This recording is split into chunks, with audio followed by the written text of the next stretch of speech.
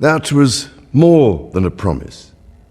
It was a profound personal commitment. In this video, we are diving deep into one of the most talked about developments inside the British royal family right now.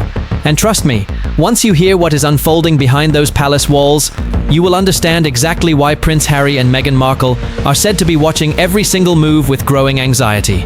Because what King Charles is quietly preparing could change everything, not just for the monarchy itself, but specifically for the couple who walked away from it all and built a brand new life thousands of miles away in sunny California. This is not just another royal rumor. This is a slow-moving storm that has been building for months, and the thunder is finally getting loud enough for the whole world to hear. So what exactly is happening? What decision is King Charles reportedly considering that has sent shockwaves rippling all the way to Montecito? And more importantly, what does it mean for Harry and Meghan, two people who left the institution behind but never quite let go of the titles that came with it? We are going to break it all down for you piece by piece, so stay right here because this story goes much deeper than the headlines suggest. Before we get into it, if you are new to this channel, welcome. Hit that subscribe button right now and turn on your notifications so you never miss a royal update. We cover the stories that matter, the ones with real depth, real consequence, and real impact on the people involved. Now let us get into it. For months, tension has been quietly building inside the British monarchy. Not the kind of tension that explodes into public view overnight, but the slow, simmering kind that starts in private meetings, whispered conversations, and carefully worded internal memos. The kind that moves through palace corridors like a draft under a closed door. And at the center of all of it is a question that would have seemed almost unthinkable just a few years ago. Should the rules governing royal titles be reconsidered? Now, to understand why this question is so significant, you have to understand how the royal system has traditionally worked. For generations, the British monarchy operated under a framework that treated titles as essentially permanent. Once granted, a royal title carried weight, prestige, and near-permanent status. Dukedoms, royal styles, and inherited honors were passed down and held onto with fierce loyalty to tradition. The institution understood, perhaps better than anyone, that the moment you start pulling at one thread of that framework, the entire fabric can begin to unravel. So for decades, the palace chose stability. It chose caution. It chose to leave the structure largely untouched, even when doing so created its own complications. But here is where things get interesting. The controversy surrounding Prince Andrew did something that years of quiet public pressure could not quite manage to do.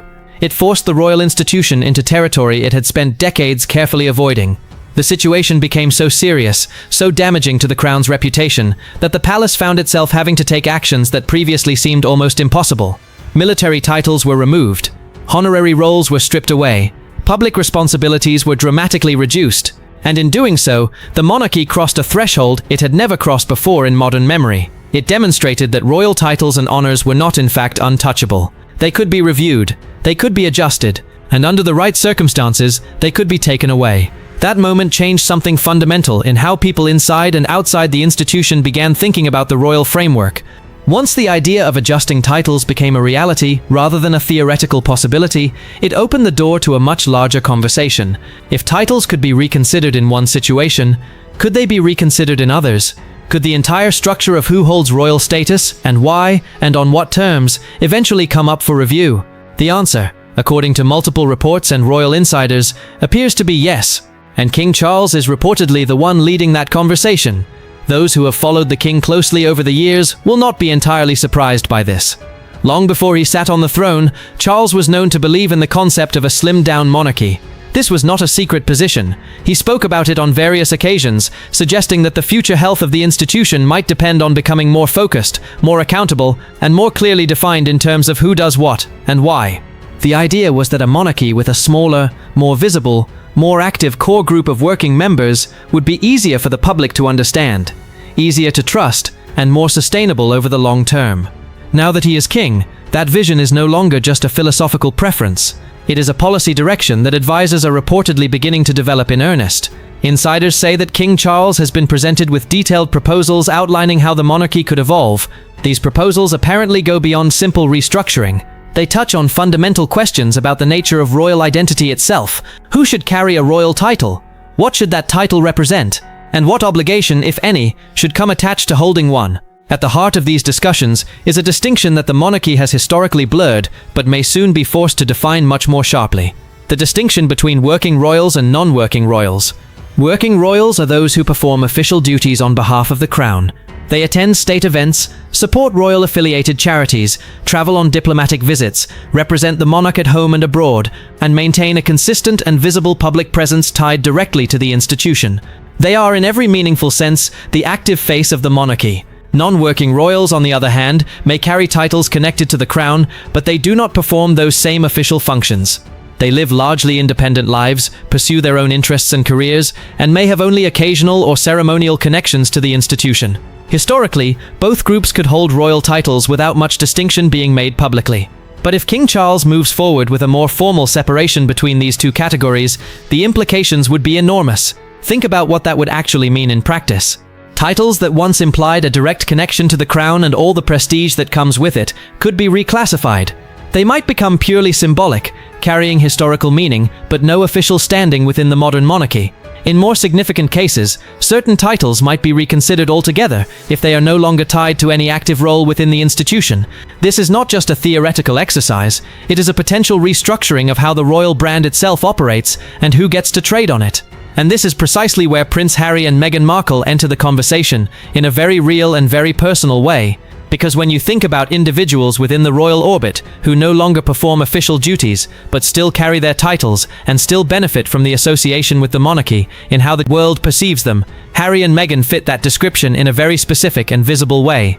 When the couple announced their decision to step back from their roles as working members of the royal family back in early 2020, it sent shockwaves through the institution and captured global attention.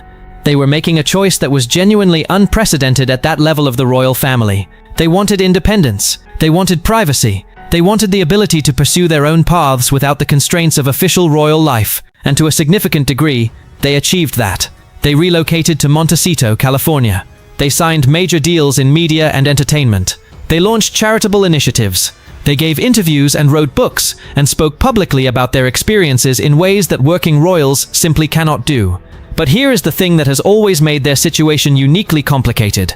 Through all of it, they kept their titles. Harry remains the Duke of Sussex. Meghan remains the Duchess of Sussex.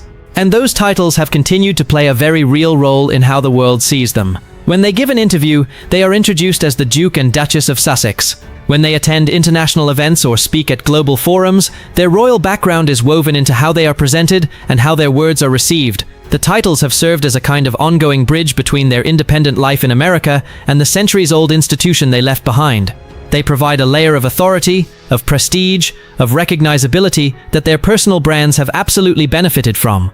Now imagine what happens if the palace decides to draw a firm, formal line between working royals and everyone else. Imagine if the titles that once came with an implied connection to royal service are officially redefined to reflect only those who are actively serving the crown. Where does that leave Harry and Meghan? Their titles would still exist technically, perhaps, but the weight behind them, the meaning, the institutional connection, could shift dramatically. And on a practical level, that shift could ripple outward into every aspect of how they operate publicly. Every media appearance, every philanthropic initiative, every speaking engagement that has been colored by their royal identity would exist in a different light. The perception of who they are and what they represent could change not overnight, but gradually and definitively as the monarchy publicly redraws the lines of what royal status actually means. That is a profound potential consequence, and it is why those close to the couple are said to be monitoring these developments in London with very close attention. There is also a broader historical dimension to all of this that is worth taking a moment to appreciate. The British monarchy has survived for centuries by adapting just enough to stay relevant without adapting so much that it loses its sense of continuity and tradition. It is a careful, almost impossibly difficult balance to maintain, and every generation of monarchs has had to find their own way of striking it. What makes the current moment so unusual, so genuinely unprecedented in the modern era, is that the pace and scale of change being discussed appear to be more significant than anything the institution has tackled in recent decades. The pressure is coming from multiple directions at once. There is public pressure for accountability following high-profile controversies. There is political and constitutional pressure from voices asking whether the structure of the monarchy is fit for purpose in a 21st century democracy. There is cultural pressure from shifting attitudes about privilege, inherited status, and what it means to earn public respect rather than simply inherit it. And there is internal institutional pressure from within the palace itself, where advisors and officials appear to be genuinely wrestling with how to position the monarchy for long-term health and stability. King Charles sits at the intersection of all these pressures. And the decisions he makes in the coming months and years will define not just his own reign, but potentially the shape of the monarchy for generations to come. He has the opportunity, and perhaps the obligation, to turn a vision he has held for decades into real, lasting change. But he also carries the risk that comes with every major reform. The risk that change, once set in motion, moves in directions you did not fully anticipate. For Harry and Meghan, the emotional stakes here go beyond strategy and brand management. These are titles that were woven into their lives from the very beginning, at least for Harry, who was born into the royal family and grew up understanding his identity through the lens of royal status. The Duke of Sussex is not just a label on a press release. It is connected to history, to family, to a sense of place and belonging that, however complicated their relationship with the institution has become, remains deeply personal. The idea that the framework defining that title could be reshaped by decisions made in London, decisions they have no part in making, carries a weight that no amount of California sunshine can entirely lighten. And for Meghan, who came into the royal family from outside and navigated an incredibly difficult transition under global scrutiny, the titles represented something hard-won. Her Duchess of Sussex identity became inseparable from her public persona in a way that also connects to the conversations she has had about race, media treatment, and institutional resistance. Whatever your perspective on the choices she and Harry made, the titles are part of a story that matters to her personally and publicly in very significant ways. What happens next remains genuinely uncertain. No official announcements have been made. The palace has not confirmed the specific nature of the discussions reportedly taking place. King Charles has not made any public statement that directly addresses the future of royal titles in the terms described by royal insiders and observers. But the fact that these conversations are happening at all, the fact that the question of reviewing royal titles is on the table in any form, is itself a historic development. The British monarchy does not typically entertain such questions unless there is real seriousness behind them, and so the world watches. Royal observers in the United Kingdom and far beyond track every signal, every carefully worded statement, every subtle shift in protocol for hints about what direction the palace might be heading. In Montecito, in the hills above the California coast, the couple, whose lives have become one of the most watched royal sagas of the modern era, continues to navigate a world that may be about to change around them in ways they cannot fully control. This is the reality of living with a royal identity outside the royal institution. You benefit from the connection, but you remain subject to its decisions. The palace still holds the pen when it comes to what royal titles mean, who holds them, and what they represent. And as King Charles prepares to write the next chapter of the monarchy's story, the question of what place Harry and Meghan occupy in that story is one that nobody has fully answered yet. What we do know is that the stakes are high, the decisions are real, and the moment of clarity, when it comes, will have consequences that reach far beyond palace walls. The monarchy is entering a new era, one defined not just by continuity, but by genuine, serious, potentially sweeping reform. And everyone connected to the institution, whether they live in London or in a peaceful house in Montecito, California, will feel the effects of whatever comes next. If you made it this far, I genuinely appreciate you. This is the kind of story that deserves more than a quick headline, and I hope breaking it down this way gave you a clearer picture of everything that is actually at stake here. If you found this video valuable, please give it a like. It truly helps this channel grow and allows us to keep bringing you in-depth coverage like this. Share it with someone who follows the royal family, because this is a conversation worth having. And if you are not subscribed yet, now is the perfect time. Hit that subscribe button and ring the notification bell so you are always the first to know when we post something new. We are here every week unpacking the stories that really matter inside one of the world's most fascinating institutions. Now here is the question I want to leave you with, and I genuinely want to know what you think. If King Charles moves forward with reforming royal titles and draws a clear line between working royals and those who no longer serve the crown officially, do you believe Harry and Meghan should be allowed to keep their Duke and Duchess of Sussex titles? Or should those titles be redefined or even removed, given that they no longer perform royal duties? This is not a simple question, and there is no single right answer. It touches on tradition, fairness, identity, and the future of the monarchy all at once. Drop your thoughts in the comments below. Be respectful. Be thoughtful, and let us have a real conversation about it. I will be reading every single one.